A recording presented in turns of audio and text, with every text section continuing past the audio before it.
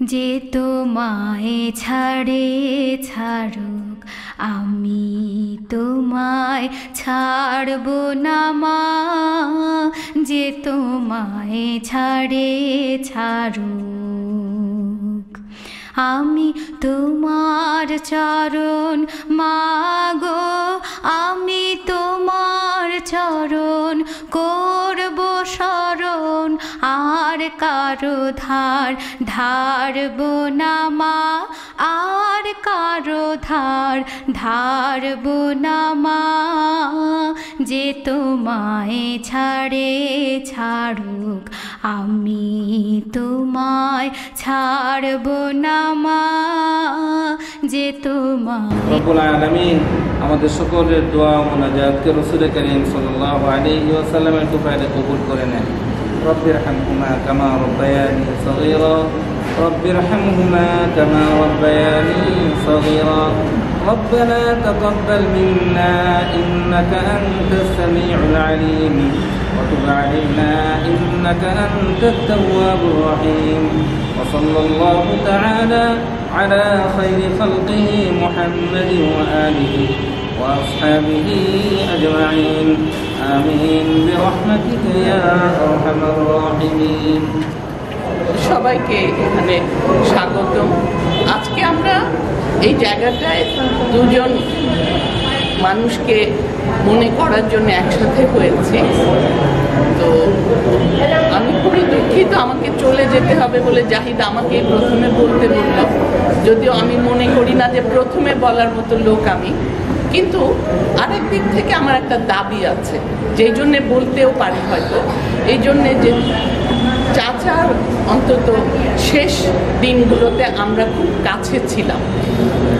তো আজকে আমি ঘটনাচক্রে আজকে সারা দিনই আমি আমার ৭১-এর ডায়েরিটা দেখছিলাম। ৭১-এ আমি এইচএসসি পরীক্ষা দেব, আর শামীম, আমি, শাহিন আমরা কাছাকাছি বয়সী, হয়তো ১-১.৫ বছরে ছোট বড় হব।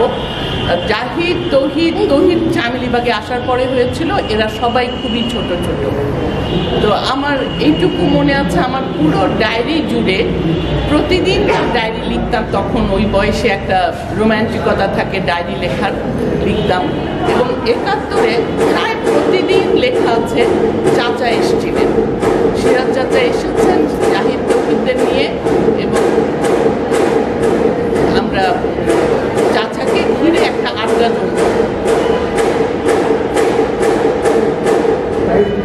আড্ডা জমতো। চাচা আমাদেরকে, আমার আব্বার সাথে চাচার ভীষণ ভাব ছিল। তখন আমরা একটা পরিবারই প্রায় হয়ে গেছিলাম, ওদের বাড়ি ৫ নাম্বার, আমাদের বাড়ি ৭ নাম্বার, এবং পাড়ায় আর কেউ ছিল না। এই আমরা দুটো পরিবারের লোক ছিলাম, আর ওদের যে বাড়িওয়ালা আমাদের ডক্টর হুদা, খালু আর খালাম্মা আর খোকা, ওরা ছিল।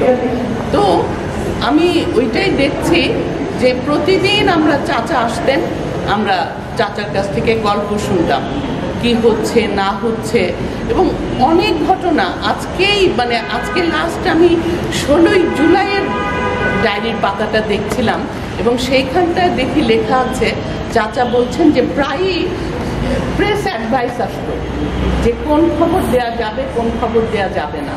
এবং ওইখানে একটা ভারী ইন্টারেস্টিং ব্যাপার হতো, যখন সরকার থেকে বলা হতো এই বিষয়ে কোনো খবর দেয়া যাবে না, তখনই ওনারা বুঝে নিতেন যে এটা একটা গুরুত্বপূর্ণ বিষয়। এবং আমি চাচার বইগুলোও সব পড়েছি, চাচার ওপরের যে স্মারকগ্রন্থ বেরিয়েছিল সেগুলোও পড়েছি।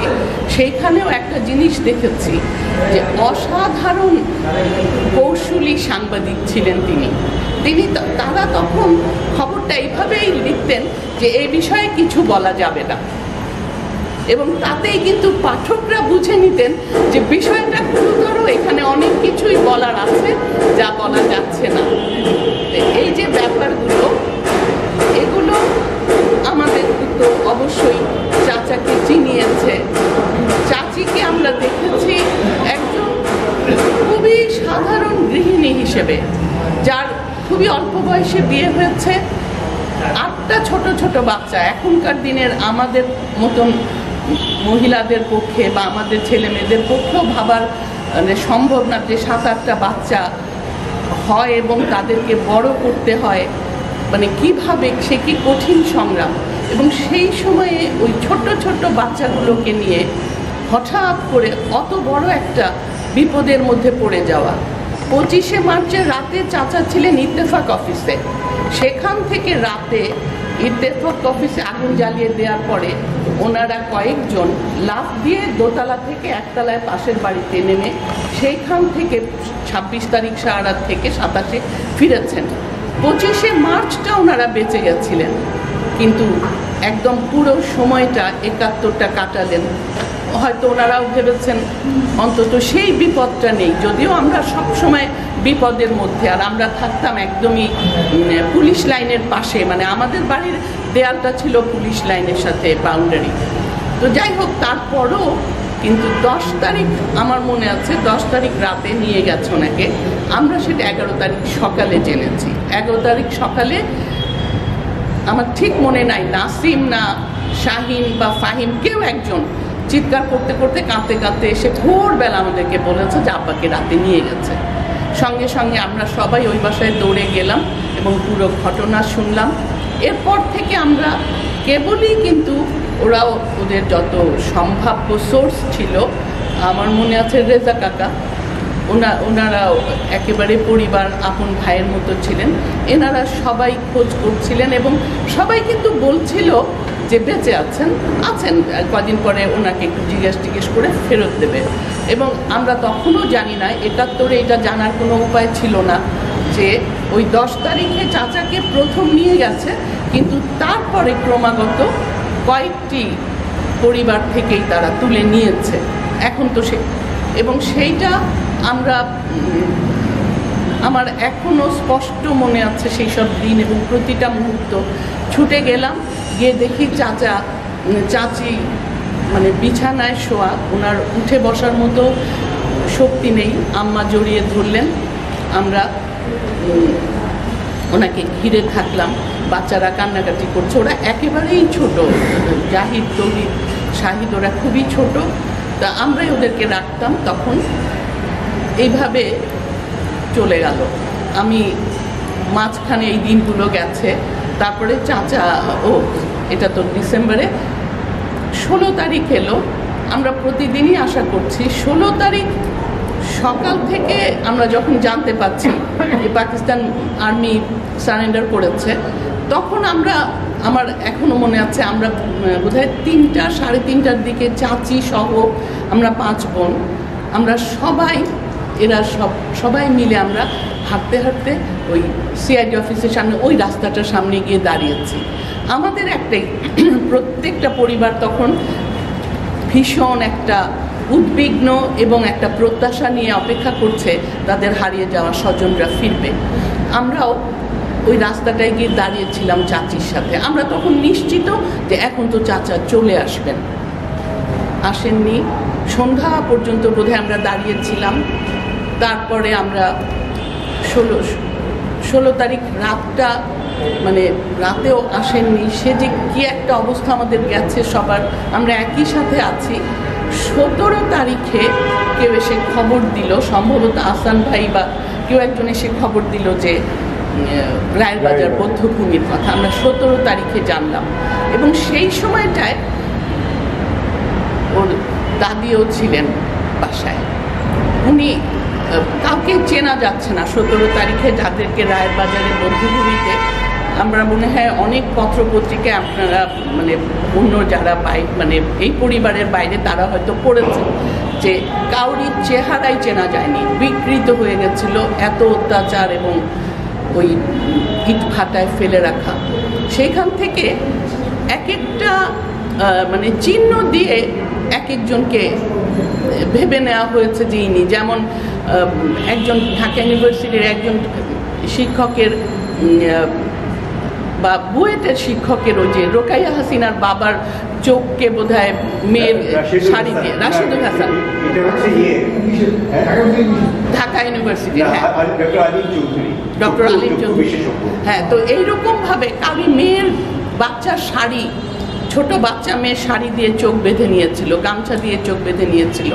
তো আমার এইটা মনে আছে যে চাচাকে আমরা আসলে আইডেন্টিফাই করতে পারি নাই। শুধু দাদি বারবার বলছিলেন যে এই জায়গাটায় একটা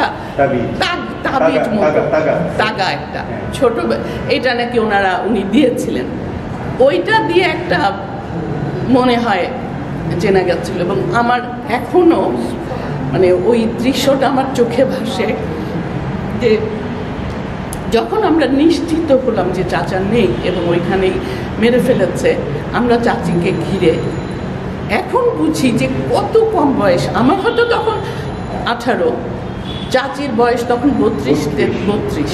তো তখন 18 বছর বয়সে আমি বুঝিনি যে কতটা ছোট। এখন দেখি আমার বাচ্চারই বয়স সেটা পার হয়ে এসছে। তো চাচি কাঁদছিলেন আর একটাই কথা মুখ দিয়ে বলে যাচ্ছিলেন যে জীবন সাথী আমার চলে গেল। এই দৃশ্যটা আমার অনেকবার মনে হচ্ছে। আমার নিজের জীবনেও এরকম সময় এসেছিল, আমার তখনও ওই কথাটাই মনে হলো যে চাচি তো এই কথাটা বলেছিলেন। এরপরে তো কত দিন গেল, আমরা চাচিকে দেখেছি যে কি অসম্ভব, মানে একেবারে শান্ত আর এত নরম, এত নিরীহ মানুষ একজন। মনে হয় একটা ফুলের টোকাতেও তার কষ্ট হবে। সেই মানুষটা ওই রকম একটা গভীর সমুদ্রে কি করে পাড়ি দিলেন, সেই তরঙ্গ সংকুল সমুদ্র, সেই জীবনের সাগর। আমি এখনো যখন মাঝে মাঝে ভাবি, কারণ আমরাও জীবনের এখন সেই সমস্ত পর্যায়গুলো পার হয়ে এসেছি, যে কি কঠিন যুদ্ধ, টিকে থাকা, বেঁচে থাকা একা একজন নারী, এবং সেটা 71 সাল, এখনকার দিনও নয়। তিনি পড়ালেখা জানতেন না, তিনি কোনো কাজ করতেন না বাইরে, তার বাইরের জগতের সাথেই তার বলতে গেলে কোনো সম্পর্ক ছিল না। আমরা এটা জানতাম, চাচাই আমাদের কাছে আব্বার সাথে গল্প করার সময় বলেছেন যে যখন চাচির বোধহয় 10 কি 11 কি 12, সেই সময়ে উনি ছিলেন বড় ভাইয়ের বন্ধু। সেই সময় তখন ওনার বয়সও বোধহয় 22-23, সেই সময় তাদের বিয়ে হয়েছে, ওই যে বড় মামার বন্ধু। তো এই যে এই মহিলা, উনি কিছুই জানেন না, মানে বাস্তব জীবনের আসলে চাচা ছায়ার মতো ছিলেন, এবং তাদের দুইজনে একটা অসম্ভব ভালোবাসার সম্পর্ক ছিল, অসম্ভব ভালো বোঝাপড়া ছিল। তো এবং চাচা হয়তো বয়সেও তো বেশ ছোট, সেই জন্যে একেবারে মাতৃহীন তিনি, চাচা পিতৃহীন। তো এই যে দুটো মানুষ যারা একজন মাকে হারিয়েছে, একজন আরেকজনকে আশ্রয় করে বেঁচেছিলেন, তারপরে এই বাচ্চাগুলোকে বড় করেছেন। তো আমি চাচির সেই যুদ্ধ, সেই সংগ্রামকে অনেকবার অনেকভাবে মনে করি, ভাবি, এবং আমি শুধুই অবাক হই যে কী করে উনি এই সম্ভবটা করতে পারলেন। এবং প্রত্যেকটি ছেলে পড়ালেখা শিখেছে, আচারে আচরণে আজকে তারা জীবনে প্রতিষ্ঠিত, তারা অসম্ভব ভালো মানুষ হয়েছে, এটা একটা বিষয়। আর একটা কথা আমি যখন ভাবি, এটা বোধহয় আমি কোথাও লিখেছি ওই বইটার মধ্যে, যে আমি যখন তৌহিদ আমাকে বলেছিল যে ওরা একটা বই লিখছে, তখন তৌহিদকে বললাম যে তৌহিদ এখন তোর বয়স কত? তো তৌহিদ বললো যে বোধহয় 56-55 হবে। তার মানে চাচা যে বয়সে মারা গেছেন সেই বয়সটা ও বেশ কয়েক বছর আগেই পার, 10 বছরের ওপর। আমি খালি ভাবি যে আচ্ছা, তখন তো আমাদের কাছে আমরা বলি চাচা, এখন সত্যি কথা 42 বছরের যে কোনো একটা ছেলে বলবো, আমার সামনে এসে দাঁড়ালে আমি বলবো ছেলে, হ্যাঁ, এবং তাকে বলবো একটা বাচ্চা ছেলে। আমরা জীবনের যে জায়গাটায় যেই বয়সে আছি, তা এখন আমি ভাবি যে উনি কিন্তু ওই জায়গাটাতেই আছেন, ওই 42 বছরেই, এবং তারপরে চাচি অনেক কঠিন দিন পার করে গেছেন। আজকে ওরা যখন ভাবে, মাঝে মানে অসম্ভব রকমের স্নেহপ্রবণ একজন মানুষ ছিলেন, এরকম ধৈর্য বোধহয় আমি আমার দেখা কোনো বাবার মধ্যে পাইনি, যে কন্টিনিউয়াসলি বাচ্চারা বিরক্ত করত, ছোট ছোট চাচার টেবিলে বসে লিখতেন বারান্দায়, আর ঝুলতে থাকতো ওরা চাচার হাত ধরে, আর চেয়ার ধরে থাকতো, আর এটা দে ওটা দে, চকলেট খাবে, লজেন্স খাবে, যত ফেরিওয়ালা যাবে সেসব খাবে। চাচার পকেট থেকে একটা দুটো টাকা বা পয়সা বের করে দিতেন, কিন্তু কোনো দিন বকতেন না। তো সেই যে মানুষটা, সেই মানুষটা আমার মাঝে মধ্যে মনে হয় হয়তো বা উনি বাবাকে হারিয়েছেন, সেই কারণে ছেলেদের প্রতি ওনার এমন অন্ধ স্নেহ, বিরক্ত হতেন না কারণ নিজে বাবার স্নেহ পাননি। আর একটা জানি না যে খুব অল্প সময় পাচ্ছেন বলেই কিনা, এটা তো আমরা কেউ জানতাম না, উনিও জানতেন না, কিন্তু এই কারণেই বোধহয় বাচ্চাদের মনেও ওরা এখন বড়, ওরা এখন মানুষ, বড় মানুষ হয়ে গেছে, ওরাই বাচ্চার বাবা, শ্বশুর শাশুড়ি সবই হয়েছে, কিন্তু ওদেরও ভেতরে ওই জন্যে ওই স্নেহটা একেবারে গভীরে প্রথিত হয়ে আছে, যেই জন্যে এখনও মানে আমরাই ভুলতে পারি না। আমি আজকে সারাটা দিন দেখেছি প্রত্যেকটা ডায়েরির পাতায় চাচা এলেন, চাচা এটা বলেছেন, চাচারা প্রেস অ্যাডভাইস শুনে এটা বলেছেন। হামিদ, একটা চিঠি এসেছিল সব পত্রিকা অফিসে, মানে অর্ডার, যে জেনারেল হামিদকে নিয়ে কোনো নিউজ না করতে, কিন্তু ছবি পাঠানো হয়েছিল যে প্রয়োজনে ব্যবহার করতে হবে। তখন চাচা বলছেন যে হয়তো বা ইয়াহিয়া খান পদত্যাগ করবে বা তার কাছে দেবে। তা আমি এগুলো অনেক খুঁটিনাটি অনেক কিছু লেখা আছে আমার ডায়েরিতে, আমার মনে পড়ছিল আর কি। এবং তখন আমি চাচার ওই চেহারাটা দেখছিলাম, আর এখন ভাবছিলাম যে ওই চাচা তো এখন আমার কাছে একটা ছেলে। তো যাই হোক, কিন্তু কখনোই ভাবিনি যে এত তাড়াতাড়ি। এবং চাচার মৃত্যুটা ইভেন আমাদের পরিবারের জন্য একটা বিরাট শক ছিল, বিরাট, কারণ আমরা এত ঘনিষ্ঠ ছিলাম যে আমার মনে হয় তুহিনের বাবা মারা গিয়েছিলেন 69-এ, আমার দুলাভাই, সরি 68-তে, তখন আমি ক্লাস 10-এ পড়ি। তো ওইটা ছিল আমার জীবনের প্রথম শোক, এবং সম্ভবত আমাদের পরিবারে অত বড় একটা শোক। তারপরে চাচার শোকটা ছিল আমাদের জন্য একটা দুঃসহ বিষয়। অনেক অনেক দিন আমরা এটাকে মানতে পারিনি, সহ্য করতে পারিনি। আর 71 মানেই আমাদের কাছে ওই যে স্বজন হারানো। যারা বলে যে 71কে ভুলে যেতে, সেটা তো যারা স্বজন হারায় তারা কখনো ভুলে না। আমরাও কোনো দিন 71কে ভুলবো না, কারণ শুধু হারানো না, এই হারানোর সাথে নৃশংসতা, বিভৎসতা, পৈশাচিকতা, অত্যাচার, নির্যাতন, এত কিছুকে ভোলা যায় না, অপমান এবং দুঃসহ বেদনা সব কিছু মেলা। তো যাই হোক, আমি অনেক বেশি বলেছি হয়তো, আমি আজকে আর বলি না, আমি এটুকুই বলে শেষ করছি। আমি চাচা এবং চাচির প্রতি গভীর শ্রদ্ধা জানাই।